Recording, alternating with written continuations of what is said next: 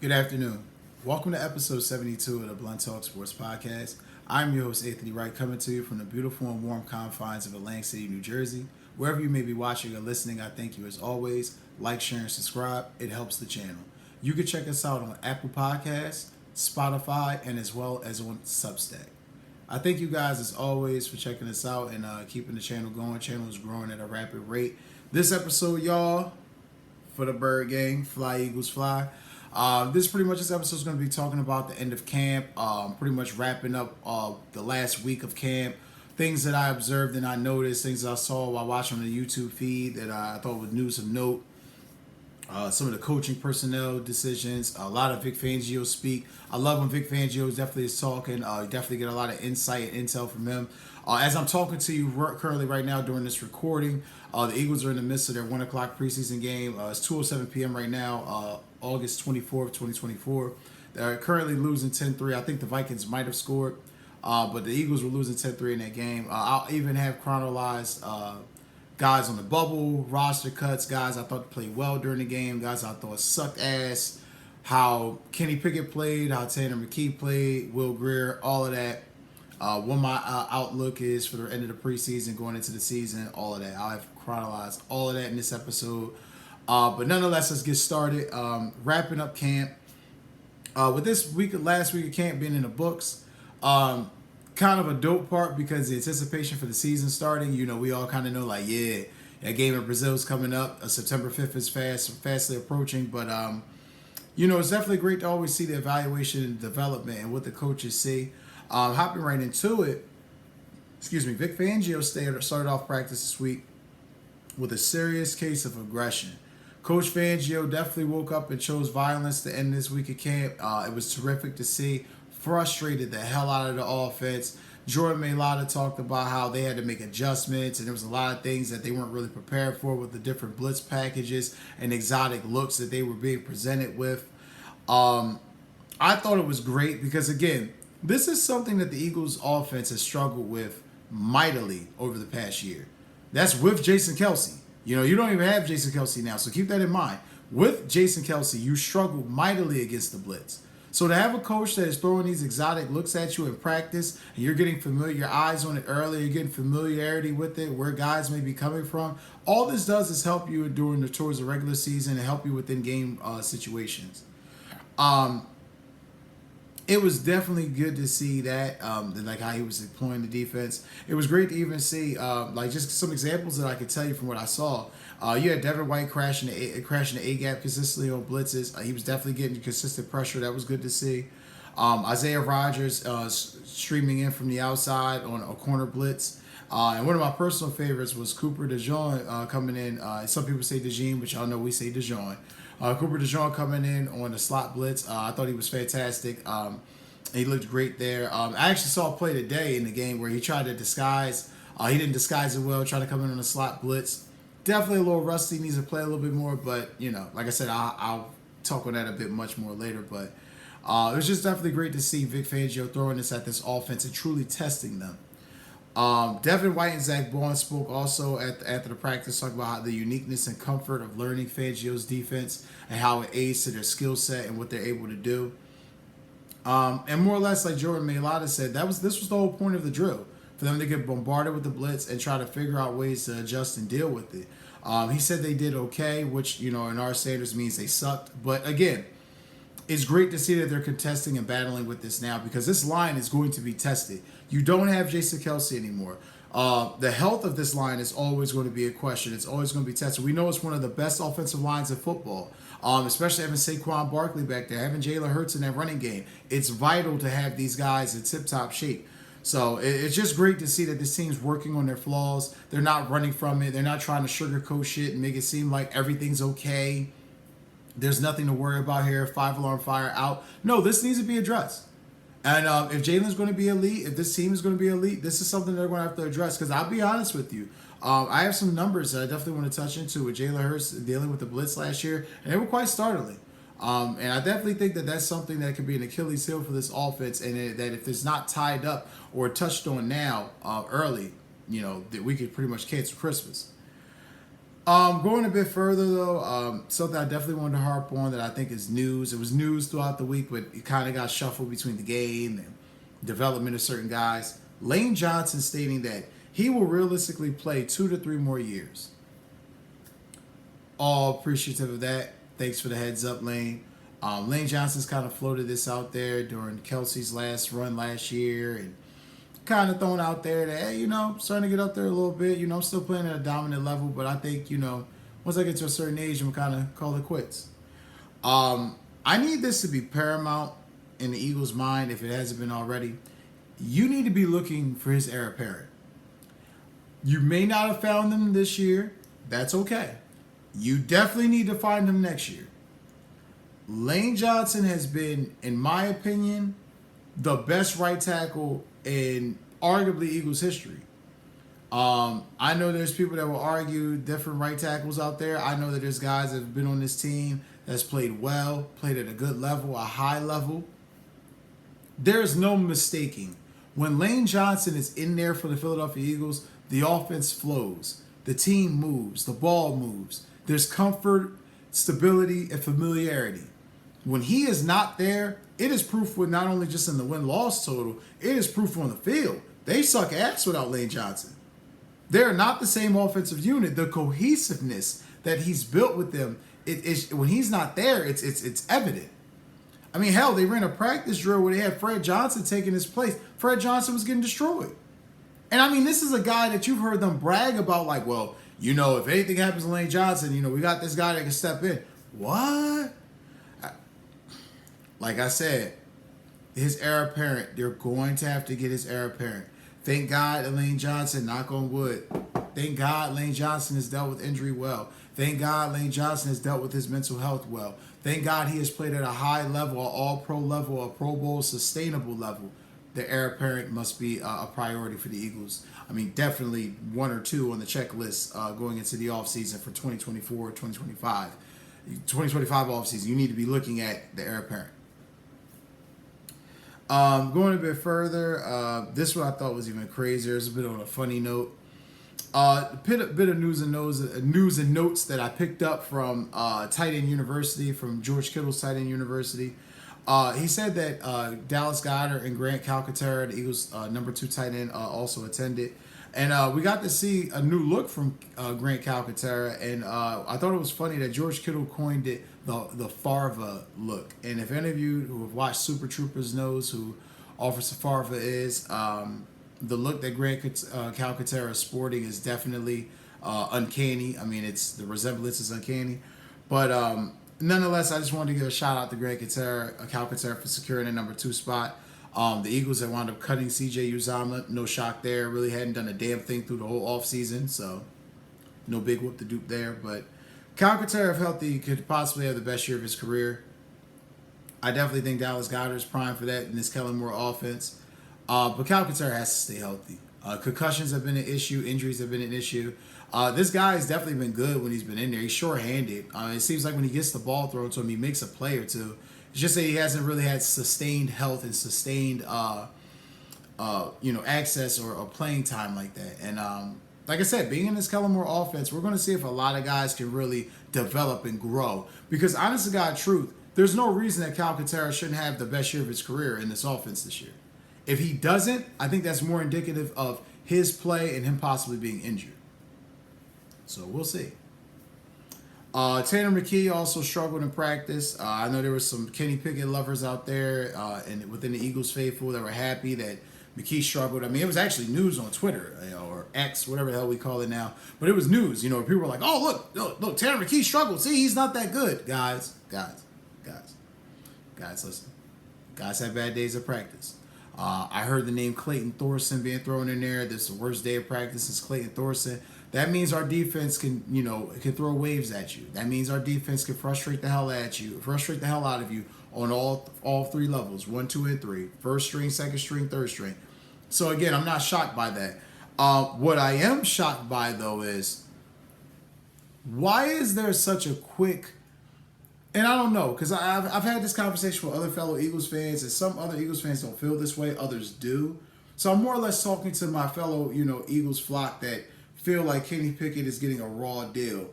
Well, why is it that he looks so ineffective running the offense if he's getting such a raw deal? He's been in a different system. He's got a new head coach, and it's the same player. Are we really going to say then it's really, Kellen Moore? It just seems like a bunch of excuses. But again, I have to report this because it did happen. Tanner McKee struggled mightily in practice to end camp, but still, I do believe he should still be the backup quarterback for the Eagles, without question. I don't really feel like Kenny Pickett has really stored or bought confidence or given us confidence to believe that he can actually do the job at a high level, especially competently. So, be that as it may. Vic Fangio spoke some more. He stated with the play of Nakobe Dean and that the rotating the linebackers, he would be able to sub according to his group. He said idealistically he would like to have one set group so he wouldn't have to do a bunch of substitutions. But I just feel like Vic Fangio, because he's more old school, he's definitely referenced a lot that Nakobe Dean has played well this offseason. He's played well in training camp. As I've stated in previous episodes, Nakobe Dean has looked fast and physical. He looks like he has been, a nose for the football and just been getting to it. So I want to definitely give him his props, but it's going to be a huge test for Nakobe Dean. It's going to be a huge test for his linebacking core, period. We think that with Devin White and Zach Bowen, they got two guys there that could definitely do something. Definitely with Devin White being a linebacker, we definitely feel like they could do something. However, we got to see what Trotter can do. Got to see what Van Sumeren can do. And obviously, if these linebackers can show and prove they can do what's required, what needed to be done, then this team will be setting in position. But make no mistake, if Nakobe Dean is not anywhere near what we think he could be, it puts more of a strain on the other guys, puts a little bit more strain on his defense, and kind of just sets them back a little bit more. This next article I found via Forbes.com was written by DJ Siddiqui.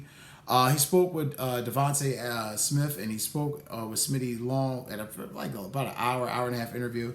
It was actually a promotional theme for, and I want to make sure I got the company correct, the men's company, Pair of Thieves. They do underwear, underclothes for men.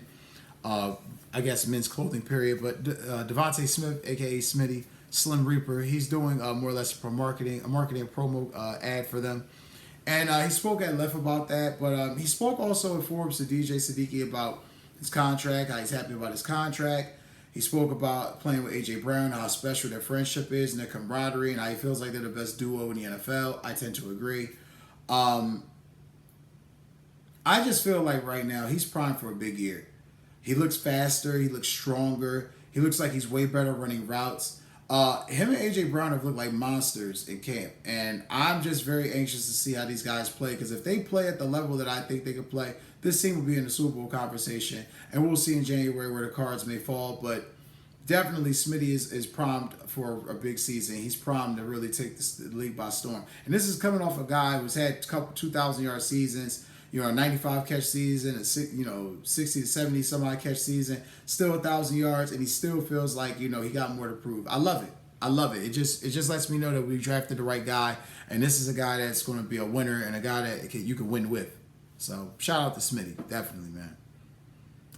This next one I wanted to touch on is an article written by Jeff Kerr. He spoke on how Jalen Hurts. He spoke to the reporters, but Jalen Hurts also gave some in-depth context about how he has improved handling the blitz. Now, these are the numbers that I talked about earlier, guys, that I said that were a bit startling, perplexing to me, but not shocking. We're going to go from 2023 on back to 2022 to give you some nice compare and contrast. Now, I know everybody's going to say, well, that's Super Bowl season. Right, but, it's still within the past year. Guys still had a great year. It's still counted. We have to count it. So, anyway. Last season, just to put it in the most frank of terms, Jalen Hurts sucked against the blitz. He sucked. He completed 60.5% of his completion percentage. Excuse me, I said that completely wrong. His completion percentage was at 60.5%, better than what it was in 2022 at 58%. However, more passing yards, 1,306, definitely an improvement there. Where was the issue? 6 touchdowns, 8 interceptions. A lot of interceptions, and that definitely hurt the team. Definitely took us out of a lot of down and distance opportunities, stunted momentum, stunted drives. That's things that are drive killers. You can't have it. He had a quarterback rating of 74.1. In contrast, which it was definitely higher. It was around 85 to 87 the year prior. Definitely a drop off there. And this past season, which was going into this year, he was 22nd amongst qualified quarterbacks in completion rate and 28th in passer rating, which is just not good. It's not good enough to win. It's not good enough if you want a guy to help get you back to a Super Bowl and compete and play at a high level. Jalen definitely has to have better numbers than this and play better against the blitz if we're going to be any way, shape, or form as successful as we think we can be. And just to give you some contrast so you can understand what I'm saying, in 2022, Super Bowl season, runner-up to the MVP, his numbers against the blitz, again, completion percentage wasn't great. He was at 58%, so it was higher a year ago. Yards, he only threw for 1,133 yards, so he threw for more yards last year, 1,306. However, 9.9 yards rushing the ball. I mean, that right there, I mean, let's just be honest. Yards per carry, 9.9 with pressure, and 7.7 in 2023.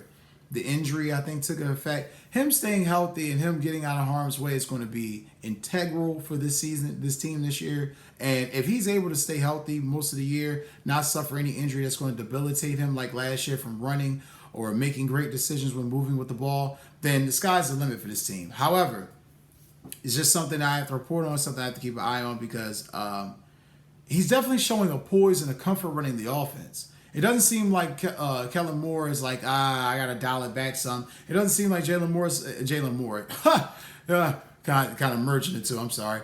Doesn't seem like Jalen Hurts is saying, this is a bit too much for me. It more or less seems like Kellen Moore and Jalen Hurts are both like, okay, this can work. They're kind of simpatico right now. And that's great because if we want this team to reach the level and the heights that we think they can reach, those two definitely have to be in sync.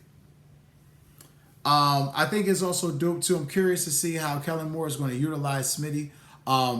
They just acquired Jahan Dotson. I'll be touching on that soon too, and my thoughts on that.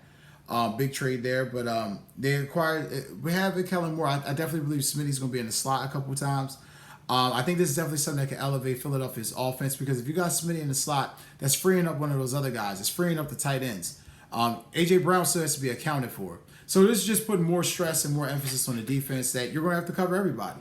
And that's just a focus and focal point this year. And I love that the Eagles are taking that emphasis and that the players are taking that emphasis to make sure you're not going to take two guys away and think you've done your job.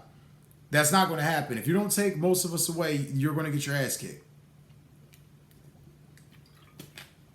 Going a bit further, like I said, Smitty, route running, all that hands, definitely better. I'm anxious to see what he looks like in his offense. Going a bit further, though, this is going to be the last camp for Brandon Graham and Darius Slay, as I've loosely reported throughout the offseason. Brandon Graham pretty much let it be known he's definitely retiring after this year, win, lose, or draw. Darius Slay was almost a Raven, came back an Eagle, never wanted to leave, always wanted to stay. In my opinion, was a way better Eagle than he was a Lion.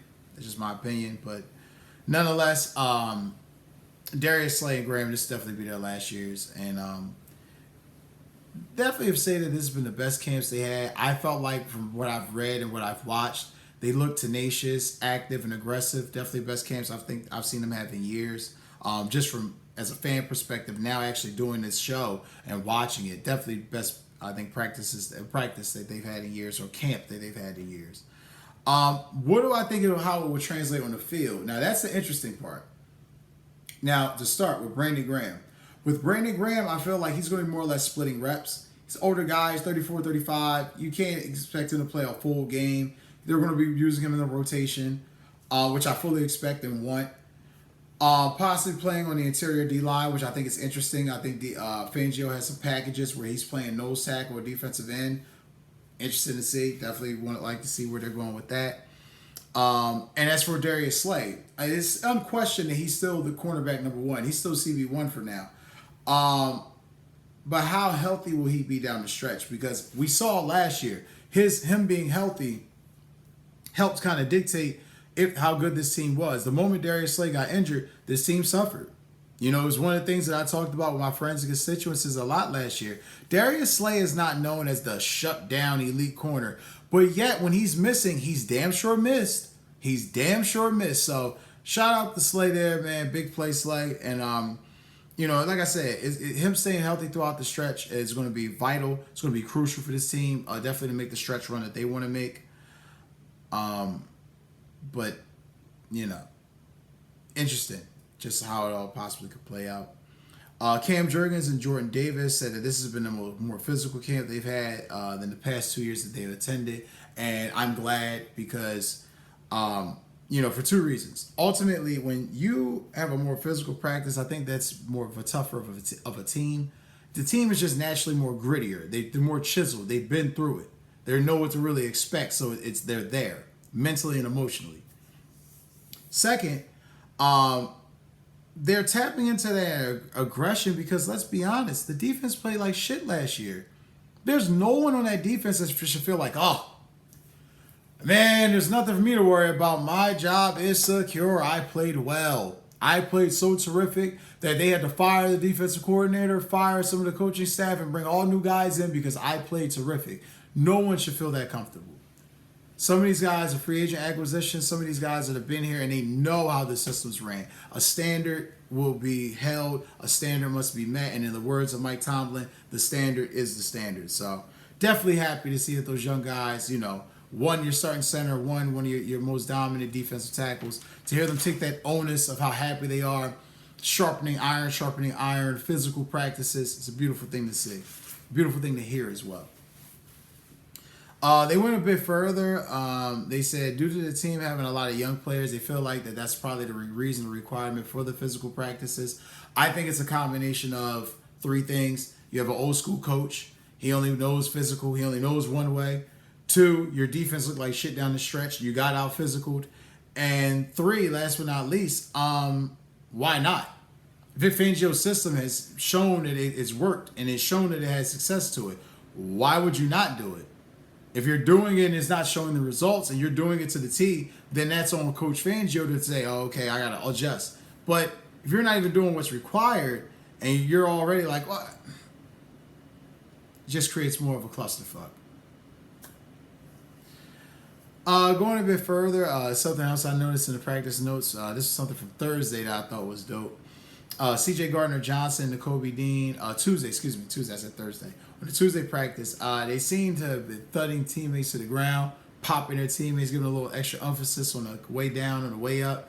I love it. Again, it was the defense trying to set a tone. A tone has to be set after that morbid, horrific, shitty performance that defense put out there last year. There's nothing that they're doing in practice that could replicate that mediocrity and that ineptitude. So again, a lot of credit to what's going on. I definitely see the growth. Ultimately, like from what I'm seeing, the defense is trying to set the tone. And if the defense is physical and they're setting the tone for the offense to be physical, the offense will be naturally physical. And this will just help this team during the stretch run and the dog days throughout the season, the Octobers and Novembers, the mid-December games that you kind of forget about that are really important. So all of it matters. Another funny note, definitely want to touch on. Jalen Hurts had a nice little streak going. His streak is finally over. He threw an interception to Darius Slay. Darius Slay hilariously said that he baited him. And Hurts' response to him was, it's about time, you know, in his LeBron voice. I love it. Camaraderie, fun, you know, and I'm glad that, you know, more or less Hurts got that interception out the way early because I didn't want him to throw a shitload of them during a regular season game. We don't need that. And psychologically, that could affect the guy. Not that he's a 2-year quarterback, a 1-year quarterback, but still getting his feet wet, still trying to get acclimated to a bunch of things, playing the position at a high level. It's just one last thing that you need to have in your head. Isaiah Rodgers, I definitely want to give him a shout out. He definitely, it looks like the rumor said that he's going to be cornerback number 2. However, when Vic Fangio ran the base packages, it was Mitchell that lined up outside, opposite of Slay, instead of Kaylee Ringo. I think, and Isaiah Rodgers, of course, I think, honestly, to God, the truth, this is going to come down to one of these decisions. It's ecstatic it's beautiful and ecstatic to see that Isaiah Rodgers, a guy who possibly wouldn't even have been playing football a year ago, a guy who may have been possibly been banned out of the NFL possibly for a year, two, forever, however, or whomever the NFL's higher-ups would have decided that, to see him secure this spot and play that well and to be that sticky on defense is a beautiful thing. However, I will tell you, the position's still up for grabs until you hear Coach Fangio say Isaiah Rodgers has won it. So, going a bit further, Quinyon Mitchell, like I said, this guy might wind up being the outside corner when it's all said and done. Who knows? Eli Ricks, another one to keep an eye on the roster, a guy that kind of helped play some serviceable football last year, fighting for a roster position, fighting for a job. He's going to have to play well today, too, to be able to stay around. They have a lot of cornerbacks, and I definitely know they're not keeping all of them. Typically 6, I believe, so we'll see. But going a step further, Anaya Smith, guy who struggled mightily during camp, early in training camp, struggling with punt returns, struggling with kick returns, fumbling the ball, had a little bit of a back and forth with Britton Covey, and not really knowing where he was supposed to be, and it's all rookie mistakes. However, I want to just take this moment to give him a shout out. He finally started putting up some good days in succession. I saw that he was able to stack some days. Saw that he stayed committed. Didn't BS it, no frills. Gotta love it. And that again, that's what's required. Stepping a bit further here, let's see. Oh yes, and the main news I definitely wanted to get into: the Eagles making that trade for Jahan Dotson. Now, full disclosure, I wasn't a huge Jahan Dotson fan. I was not a huge Dotson fan coming out of Penn State. Thought he was more of less a one-trick pony, deep threat. Seen him get to the NFL, definitely made some plays, serviceable receiver. So all in all, I'm happy with the move. I'm not really pissed at it. It's not really anything's really being lost. A couple draft picks, 3rd and 2 7s. This guy winds up hitting for you. This is a steal. So not really pissed at that. The move was long overdue anyway. Johnny Wilson, concussion protocol. Rawson, concussion protocol. You don't really have a third wide receiver, so that was needed. This is a low-risk, high-reward move. Because, again, if Dotson plays well and he plays good cop and he's not in there stirring the pot or trying to create dissension or turmoil, I mean, that's ultimately what you can ask for. Going a bit further, it says... All right. Okay. Eagles will be making more moves. Not likely it will be along the offensive line and possibly tight end. Looks like they'll be making some final cuts and waiver wire moves. Definitely something I read at SportsIllustrated.com. Definitely wanted to throw that in there.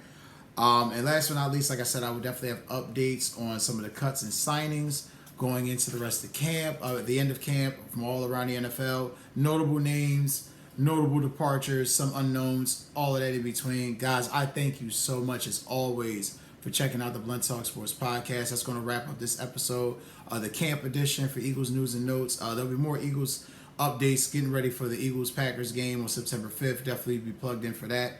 Again, check us out on Apple Podcasts, Spotify, and as well as on Substack. Take care, guys. Enjoy your weekend and enjoy the games.